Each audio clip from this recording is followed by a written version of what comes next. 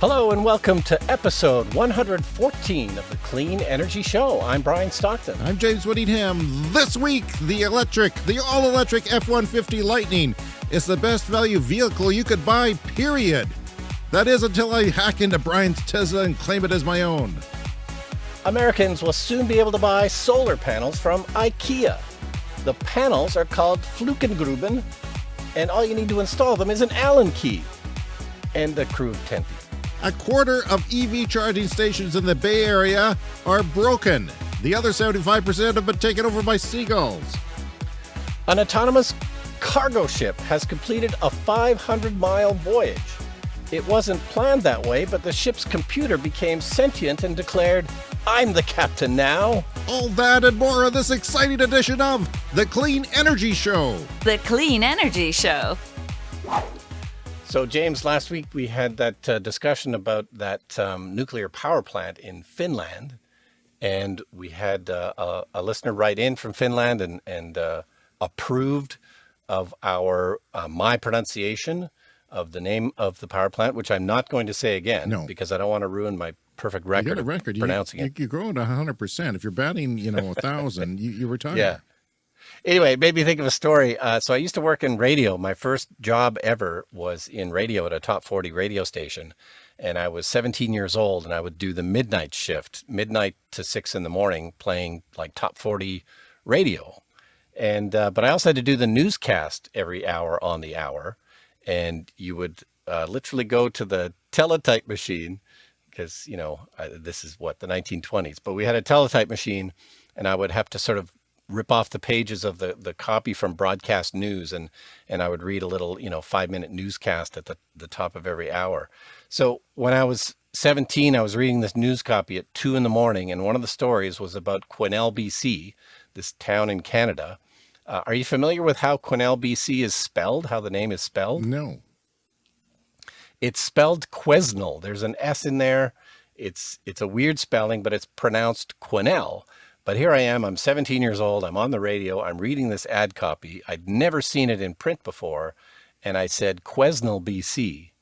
And sure enough, somebody phoned at 2 in the morning to complain that I had pronounced it wrong. And I was mortified. I was absolutely mortified, because as soon as they said that, I'm like, oh, of course it's Quesnel. I'm an idiot. But anyway, so I like to pay attention to how things are pronounced. And that was a lesson you learned as a young 17-year-old DJ when people actually listened at 2 a.m. who had oh my God, I can't believe that. That just seems so. Gather around, grandkids, because that's a story you won't hear nowadays. There's like 3 people listening to FM at that hour. Yeah, no, it was an AM radio station. We were kind of low on the dial, so we had pretty big reach. Like, the signal would carry thousands of miles. And every once in a while, you would get, we'd get postcards from like places like Finland and Sweden. Like people, you would sometimes, the signals could travel because they would bounce off the clouds of the atmosphere. So you would occasionally get listeners from all over the world. Well, okay, Brian. This week, I did some testing of high definition audio streamers, Amazon Music, yes, and Apple Music. And I wanted to see, because we were talking about getting these new streamers that didn't charge any more than the normal price, and you got CD quality sound or better. And in some cases, master, like this equivalent of the master they had in the studio, which, by the way, takes up more bandwidth than anything else. More than 4K video with Atmos. It takes up a lot of bandwidth. So you have to download those songs, which I did.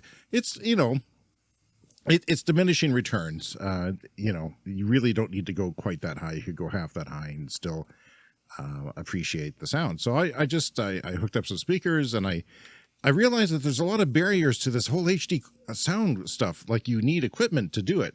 Well, for one thing, I have okay stereo equipment, but it's not spectacular in any place of the house. So there's that. I have okay headphones, but they're not spectacular.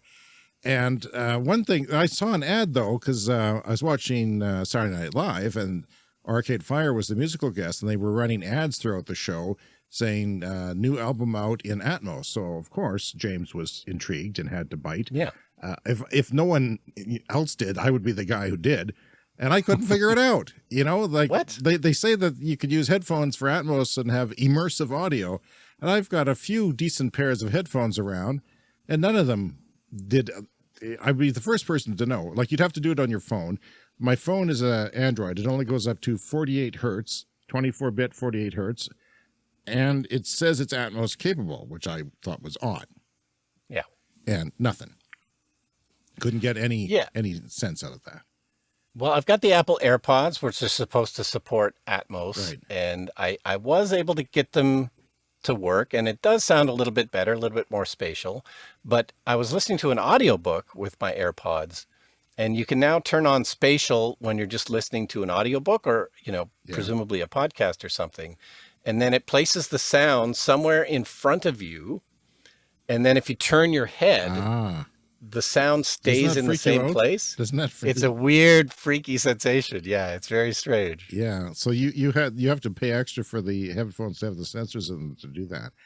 Yeah. And because we've been talking a lot about audio quality of podcasts on the show, but you like it? No, and I think, it's fun. I do like listening that way. And I think Apple announced that they're going to support Dolby Atmos for podcasts. Really?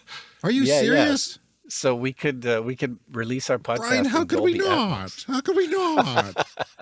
This is going to cause problems for me. And yet I won't be able to resist. We can have all of our voices just spinning around the room at all times. Just constantly sort of on a circular round table treadmill, you going in one direction and me in the other until people vomit.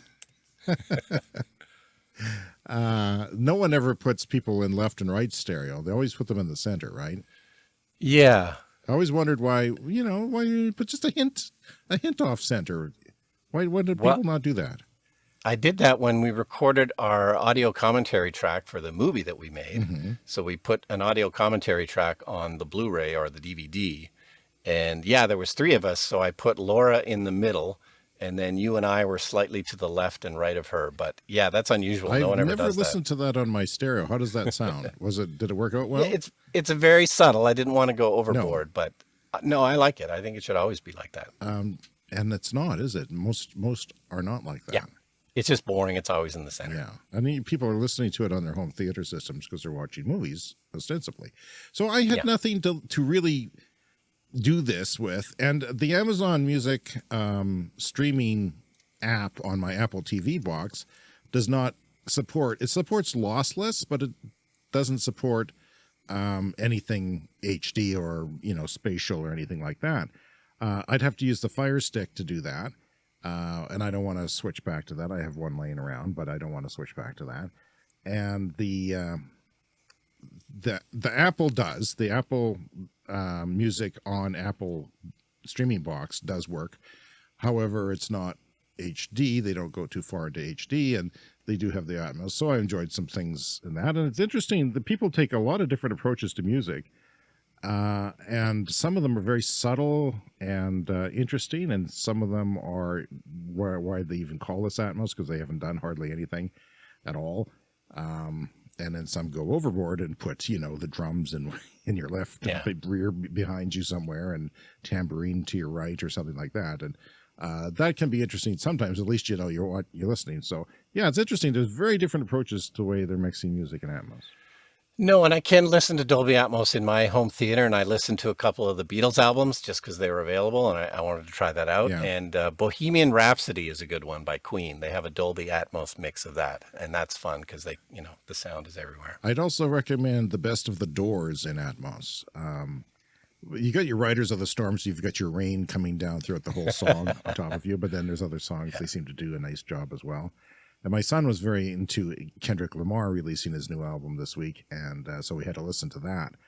And a little bastard, he's like, "Oh, this is going to be the greatest album of halfway through of 2022." And sure enough, the next day the reviewers are all saying that the best album of the 2020s, rather, and it's profound and prolific and all that. I didn't quite pick up on all that, but he knows what he's doing. He's a little music critic, he is, and. Yeah, so that was that. So basically, if I wanted full studio quality master audio, I would have the only way I got it was going through the sound card, the external sound card that I use, which is fairly high end for the podcast. You know, it costs a couple $100 and has the capability of 192 hertz, is it kilohertz or hertz, 192 and 24-bit. So, or yeah, something like that. Yeah. So Yeah, kilohertz. I did that, and then I ran an analog out into my stereo, into my older speakers, and it sounded great. You know, you listen to the Beatles, and it's freaky to hear something from so long ago that sounds so good and is mixed so well, because they keep remixing them to modern standards and things like that. So it's cool. Yeah, no, I have the Yellow Submarine movie on Blu-ray, and that was one of the first where they'd remixed it for 5.1, and yeah, it was fantastic. I loved it. Yeah, there's always something, you know. I really do appreciate movies in Atmos, but sometimes they don't seem to be really well done. But Jaws is really well done. Oh, yeah. The shark attack music, you've never heard it like that before until you've seen it in Atmos. It's really cool and really nicely done. And yeah, so other than that, I don't have the best setup. You need speakers in your ceiling. Atmos is complicated. James, I think you're going to need a bigger sound system. I'm going to need a bigger sound system, a bigger house, a bigger theater, and a bigger bank account or something like that. I don't know. And a bigger boat. Well, the thing is, Brian, when I had kids, I stopped caring about this stuff. And now that the kids are growing up, I'm starting to care about it again. So it's problematic. But yeah, I don't know. What else is new with me? What else is new with you? I wanted to mention that I ordered a couple of electric bikes. Excuse me? Yes, this is for the cottage. We've never had bikes out there, and I've been meaning to kind of solve this problem for a long time. So I ordered 2 electric bikes. The company's called Ride One Up, and our friend Don in Toronto had bought one, and he took delivery a few weeks ago, and he really liked it. So yeah, I went ahead, and now everything's kind of backed up because of the supply chain. So they initially were supposed to come in mid-June, but of course they've already announced their first delay, and it's more like mid-August. But I kind of expected that there's delays all over the place. These bikes are very good. They're very popular. They're very highly reviewed on Electrek and other places. So they're definitely in demand. But well, tell us about them. I don't know anything about them. Well, they're kind of it's a gravel bike. So it's like a mountain bike, but a little less serious than a mountain bike. And they're very slim and slender and light, which is the kind of bike that I like. And the battery is in the interior of the tubes, but it's kind of a small battery, but it's so small that it really doesn't even look like an electric bike. It's looks kind of like a normal bike. Hey, and have you tested your bike this year? Since you did the soldering? Yes, I did the soldering, and my Fido electric bike does work, and I've ridden it a couple of times, and that's awesome. So you're going to take that out there and a couple for the family? Is that the idea? Yeah. So yeah, we want to have a couple of bikes we can leave out there. Well, you're not going to leave yours because yours is a fold-up bike. I thought that's kind of why you bought it. Yeah. That one will travel, but these 2 will live out at the lake. I see. Okay. So what else is unique about them other than the fact that they have durable tires that aren't too thick for off-road or gravel? That's kind of an interesting thing. Riding on gravel is a different experience than anything else. And it's kind of a sluggish endeavor. I know the local mountain biking club does Sunday gravel grinders, they call them. They go out to the valley and go up and down hills on gravel and kill themselves because they like doing that for some reason. Mm-hmm. But I find gravel tedious. But I did take my electric bike out on gravel to explore the countryside and the prairies here. And it's a nice way to do it because you don't find the tedium of it. You get to, you can pretend you're on pavement, but you're not riding against yourself, the rolling resistance. Yeah, I mean, I'm not really planning to ride on gravel, but there's trails out at the lake, so I'll probably use it kind of more like a city bike and more like a mountain bike. But it's, I don't know. I kind of like that position between the 2. It's not quite a road bike. It's not quite a mountain bike. It's between the 2. And it only has 1 gear, and it has a belt drive, not a chain drive. Oh. So you never have to oil it or anything. It should be super, super low maintenance. Well, that's interesting. Probably quiet too, I imagine. And yeah, it should be quieter. Yeah. Well, keep us updated on how they go when you get them and take some pictures. And I don't know. So, Brian, the continent of Africa is welcoming the Clean Energy Show as we are now on Boom Play, which is the African music service, the Spotify of Africa. And we are, as of last Wednesday, now on Boom Play. So, hello, Africa. Hello. We don't talk to you very often. But we will now more. We will now more. So, it's interesting. I was looking at the local Facebook page on the electric car forum this morning, and somebody made a point that electric car stations, charging stations on the highways, we see them going up in small towns that don't have hardly anything. Usually they have a gas station. But he made the interesting point, Eric Horner made the point that he thinks that this is the future for some small, almost dead towns, that there will be, retail and washrooms outside of these charging places as more, hardly anybody has electric cars in North America yet. Wait till that becomes 50, 75%. Then these things are going to become huge for those towns. Yeah, no, every town will have a charger, which is not the case now. And that's the place that you'll be using them the most is on the highway. And he suggests maybe even food trucks could participate if, on a busy long weekend or something, and farmers markets, antique stores, and museums. So I thought that was an interesting take and probably true. So that's something that I should add to my 2040 project that I'm working on. By the way, I want to push that back. I want to push it back because I want some time to ruminate on that.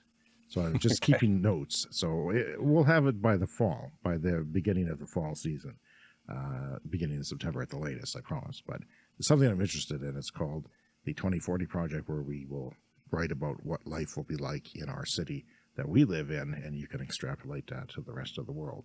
And a lot of things that involve food and disruption and other things like that. Now for some updates to some stories, Brian. Elon Musk seems to be backing out of the Twitter deal, and I'd like to know how you honestly feel about it. Because you're a fanboy, and I'm just getting really pissed off with Elon Musk. I just listened to him on a podcast putting down Joe Biden for invalid reasons, I would say, political, nonsense, for non-valid conspiracy theories and BS like that. He says 5% of Twitter accounts are fake, more than 5%, and he's getting cold feet because he says they say there's 5% fake and he thinks there's more. And what do you think about the whole thing? Well, meanwhile, the whole stock market has kind of tanked since then, so his offer price now is probably too high. Yeah. So maybe he's trying to renegotiate a lower price, but mostly it doesn't have anything to do with clean energy, so I just don't care that much. No, I hope he does back out, though, because I don't want who on there. They seem to, Tesla's also announced that they're abandoning plans to enter the Indian market, at least for now. The automaker says that the government won't change its mind on high import tariffs for foreign electric vehicles, which is too bad. And it's probably going to be a while before Tesla's in a position to open a factory there. No, and I don't think they have, they don't have any presence there at all. So, they've got to build a supercharger network too. And that's a massive job in a large country like India. So, it was maybe premature anyway, but, and of course there's speculation that they'll eventually really have to design a different car for India because, Teslas are typically too expensive for what is typically sold in India. So maybe once they have something smaller and cheaper, then that'll be the time for them to go back into India. Or maybe that's where they will design something smaller and cheaper when they eventually open up a Chinese or an Indian factory. Well, coming up in a couple of minutes, I'm going to talk about John Oliver's show on HBO last week tonight because they did a thing on the power of utilities. But you wanted to talk about Russia and them cutting off the power. Yeah, so we've been talking about Finland lately, so let's bring up Finland again. Since we have at least one listener there. Yes. Hello. And anyway, there's been further developments in that story. Of course, one of the things that's happening in Europe is, of course, there's a war going on. Russia is waging a war against Ukraine, and this is changing everybody's supply chains for oil and gas because Russia's a big supplier of those things, and now nobody wants to buy their oil or gas from Russia, but, in some cases they have to. Anyway, the electricity grid is also something that that Russia sometimes shares with other countries. So they do export electricity to a country like Finland, which is right next door. But so there's a story here from the BBC: Russian operator to suspend electricity supply to Finland. So Russia has decided they're no longer going to supply electricity to Fingrid, which, as we know from previous shows, is the name of the electricity grid in Finland. And it's a little confusing as to what happens, but Russia is claiming that Finland is not paying them or owes them money or something. So who knows if that's actually true, or maybe Finland just doesn't want to pay them anymore. But and they don't want to pay in rubles. It doesn't mention that in the story. It's still kind of vague, according to the story from the BBC, exactly what is happening. But the upshot is that Russia is going to stop exporting electricity to Finland. But Finland says it's not a huge deal. It's only about 10% of their supply has been coming from Russia, so they can increase their own production, and they can increase imports from Sweden to kind of make up the difference. And, their nuclear power plant, once that comes online in the summer or the fall, then, that should solve any issues there. It's an interesting problem what you do, because, of course, nobody wants to strike back militarily at Russia because, they have a finger on the nuclear button, and nobody wants that. But we have all these other means, and one of the means is to stop paying them for stuff, stop paying them for electricity or oil and gas, or try and get out of any kind of deal. So yeah, it's a kind of an interesting way to wage war in the 21st century. The Clean Energy Show with Brian Stockton and James Whittingham.